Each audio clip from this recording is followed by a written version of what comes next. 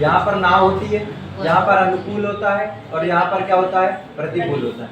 अब कौन सी चाल दी है, धारा, धारा की चार दी के रखी है। इसके बाद इन्होंने कहा है धारा के प्रवाह के प्रतिकूल जाए, प्रतिकूल जाना है मतलब यहाँ पर 6 किलोमीटर प्रतिकूल जाना है और 6 ही किलोमीटर वापस आना है मतलब अनुकूल आना है। और इन दोनों में कुल कितना समय लगना चाहिए, 2 घंटे। ये कहना चाह रहा है, ये चाल नहीं है लेकिन ये तो दूरी है और आपको नीचे का समय भी नहीं मालूम, और समय तो दोनों के लिए कुल 2 घंटे का है।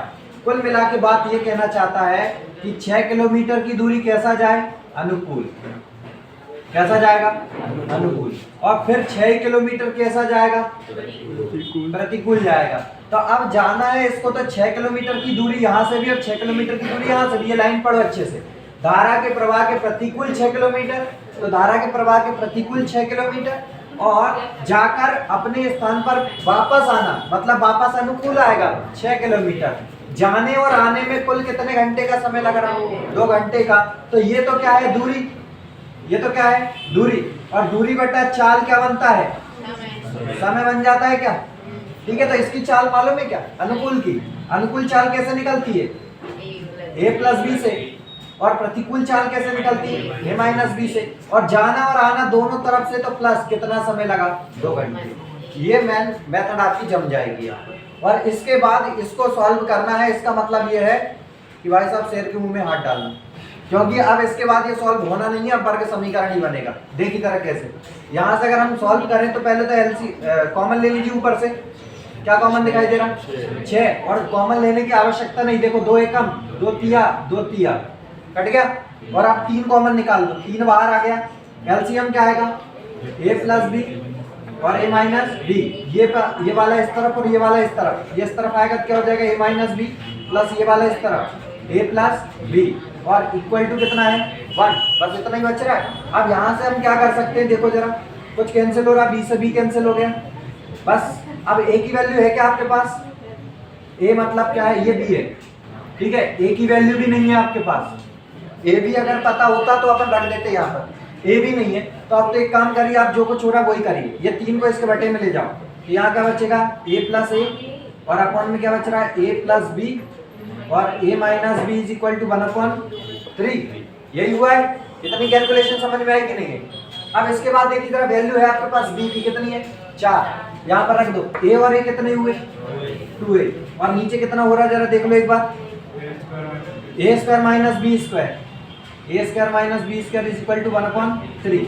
अब यहाँ से देखो जरा, आपके पास वैल्यू है किसकी, b की, तो b की जगह पर तो रख ही दो, जो हो जाएगा 2a। 3 को अपन ने यहाँ नीचे ले जाने से अच्छा यही रहने दो, ताकि आपका गुणा हो सके। ये हो जाएगा, देखो ये कितना हो गया, 3 दूनी 6 बराबर, ये चीज इस तरफ ले जाइए, 1 है तो ये हो जाएगा a स्क्वायर माइनस बी की वैल्यू कितनी है, 4। 4 का वर्ग कितना हुआ, 16। क्या ये लाइन है, समझ में आ गई। ठीक, इसके बाद देखिए जरा 6a को उस तरफ ले जाओ, ये हो जाएगा a स्क्वायर माइनस 16 और माइनस का 6a इज इक्वल टू 0। इसको जमाइए जरा, इसको जमाना पड़ेगा, a square minus 6a minus का 16 बराबर 0। और ये बन गया है वर्ग समीकरण। क्या बन गया, वर्ग समीकरण। तो वर्ग समीकरण को हल करने का जो आपने 10वीं में एक मेथड सीखी है ना, कि या तो आप सीधाधाराचार्य मेथड लगाओ, एक तरीका। दूसरा तरीका कि आप गुणनखंड विधि लगाओ, 2 तरीके। ये तो आपके पास होंगे, है ना। अब मैं आपको नया तरीका बता देता हूँ, वर्ग समीकरण को डायरेक्ट कैसे किया जाता है। देखो जरा, यहाँ पर देखें तो a square minus 6a minus का कितना है, 16 ना।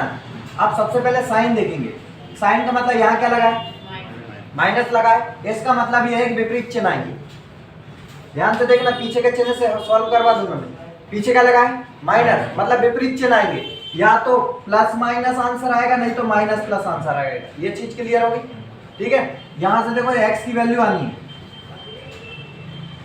ये x की वैल्यू आ रही है, तो या तो ये वाली प्लस में होगी तो ये वाली माइनस में, नहीं तो ये माइनस में, नहीं तो ये वाली प्लस में। ये क्लियर हो गया।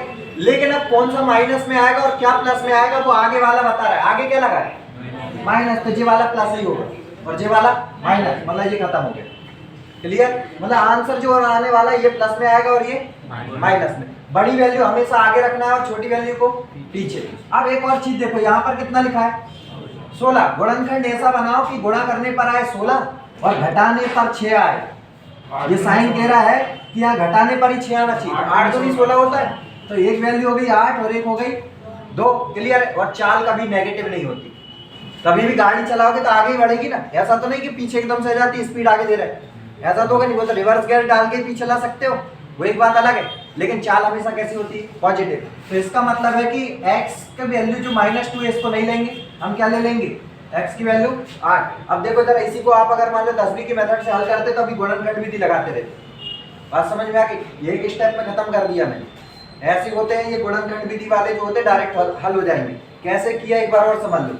आपके मन में अगर एक क्वेश्चन उठ जाए ऐसा,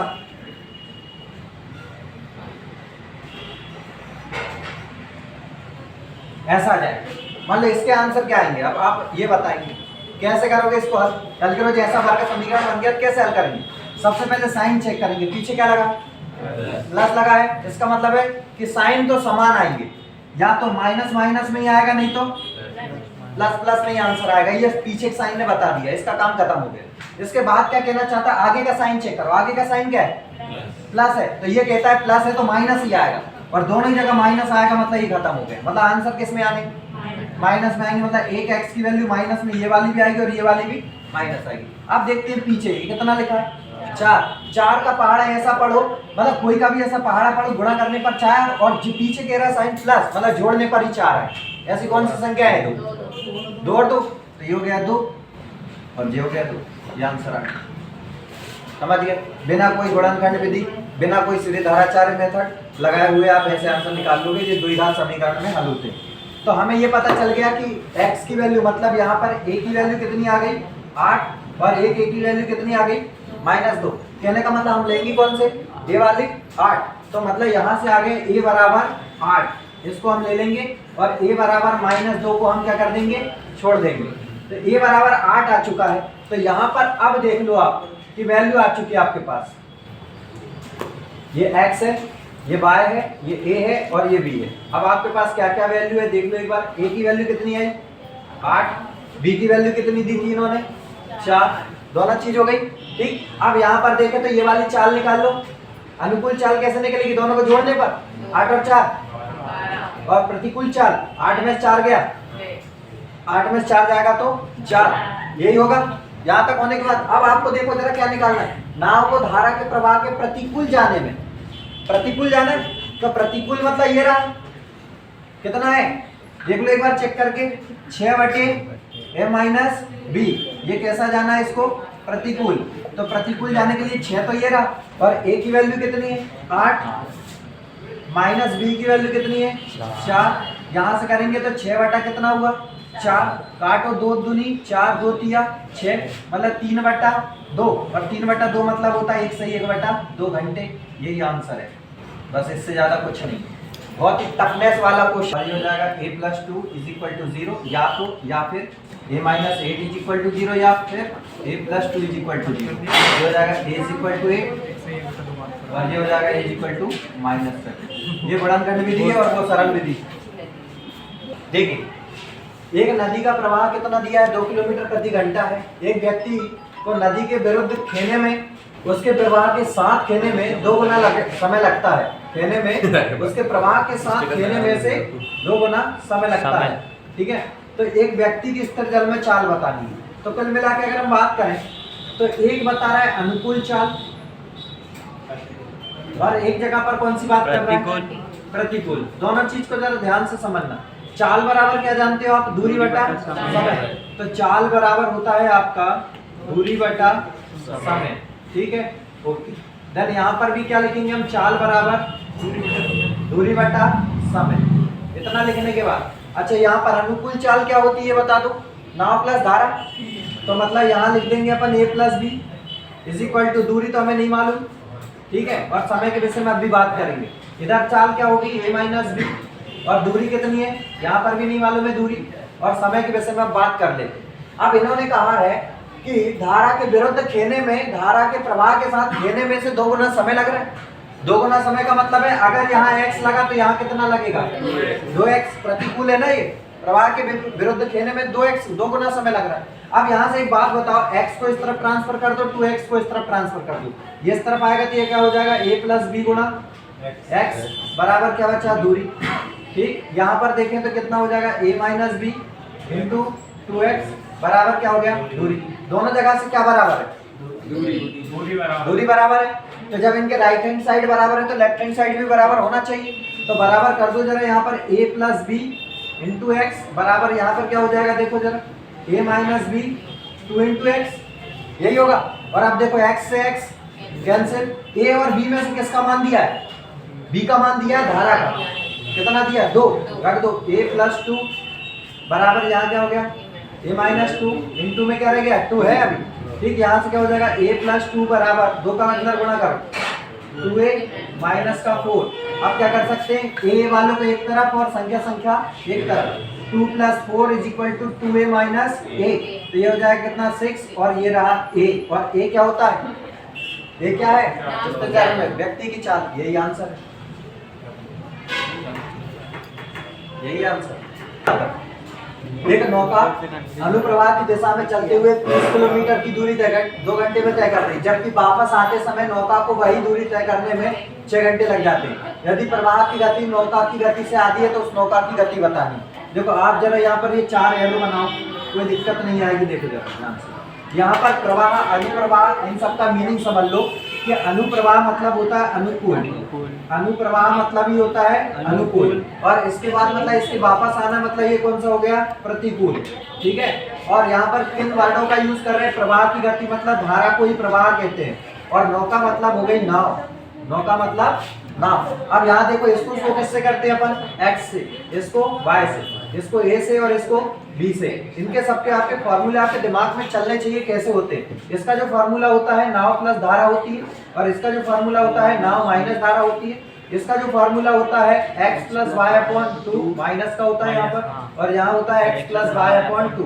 बस इतना सा आपको पता होना चाहिए, ये क्लियर है। इसके बाद देखिए अनुप्रवाह की दिशा में चलते हुए 30 किलोमीटर की दूरी। अब ये आपको पता होना चाहिए कि दूरी बटा समय क्या होता है, ये बनता है चाल।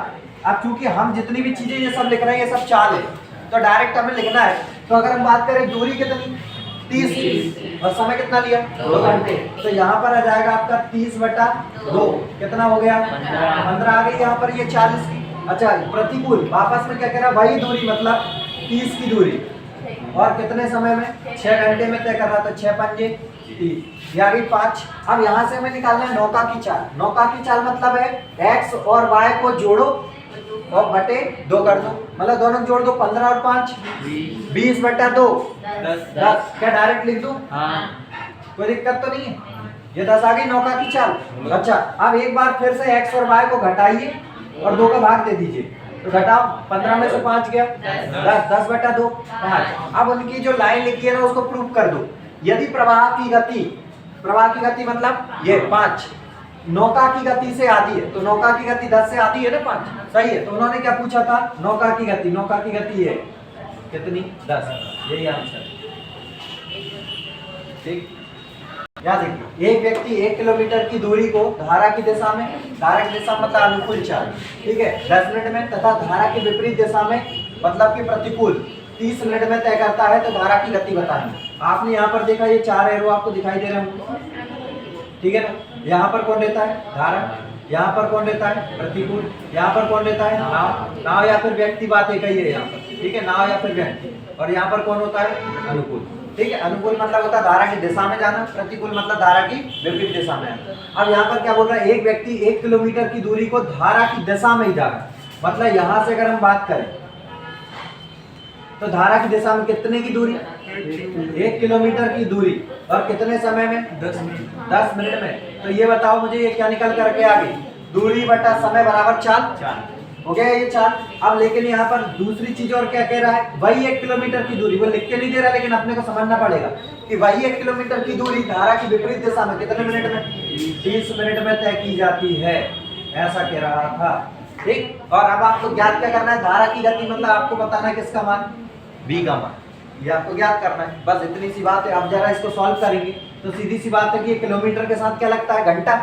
लेकिन यहाँ तो क्या लिखा है मिनट। अब मिनट लिखा है, मिनट को किस में बदलना पड़ेगा घंटे में।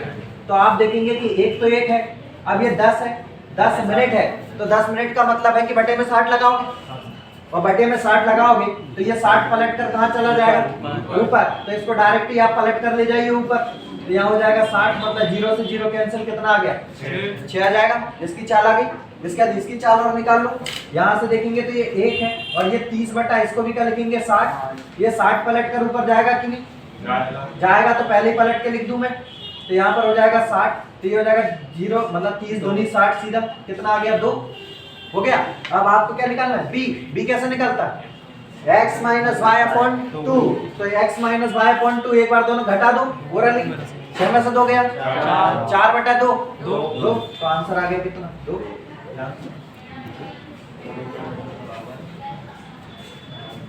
अनुप्रवाह जाती हुई एक नौका। अनुप्रवाह का मतलब होता है कि धारा की दिशा में जाना, मतलब एक एरो ही है, ये धारा की दिशा वाला होता है। ये जो एरो शो कर रहा है मतलब धारा की दिशा में ही जा रहा है। एक एरो खाली छूट गया मतलब ये किसका है नाव का है नौका का। ये वाला किसका है प्रतिकूल का अनुप्रवाह का, और ये किसका है धारा का। ठीक है ना, ये चीज होती है। कंफ्यूजन तो नहीं है ना किसी प्रकार का इनमें। ठीक, अच्छा फॉर्मूले समझ में आ गए। अगर आप अनुप्रवाह में जाओगे मतलब धारा के साथ जाओगे तो नाव भी उधर ही जाएगी और धारा भी उधर जाएगी, दोनों जुड़ जाएंगी, चाल तेज चलेगी गाड़ी आपकी, है ना। तो यहाँ पर देखो जरा क्या बोल रहा है, अनुप्रवाह जाती हुई एक नौका 20 किलोमीटर की दूरी। अब मैं x और y ना लिखूं तो चलेगा, ठीक है। 20 किलोमीटर की दूरी कितने घंटे में 2 घंटे में। तो ये चाल कितनी आ गई इसकी 10 आ गई। ठीक, ऊर्ध्व प्रवाह में जाती हुई वही दूरी मतलब कितने की दूरी भाई 20 की दूरी कितने घंटे में तय की जाती है 5, मतलब इसको कितना लगा 4 की चाल हो गई। और अब आपको ज्ञात क्या करना है, कुछ भी ज्ञात करना हो इससे पहले अपन ज्ञात करके दे देंगे, फिर देखेंगे क्वेश्चन क्या है। ये निकालना हो ना तो इन दोनों को जोड़ा बटा 2, 10 4 14 बटा 2 7, एक बार दोनों को घटा बटा 2, 10 में से 4 गया कितना बचेगा 6, 6 बटा 2 3। अब पूछ लो कुछ भी पूछना चाहते हो, हमने तो सब कुछ निकाल लिया। नौका बोले तो ये कितना है 7, यही आंसर है। नाव पूछ रहा होता तो नीचे आ गई थी, ठीक है।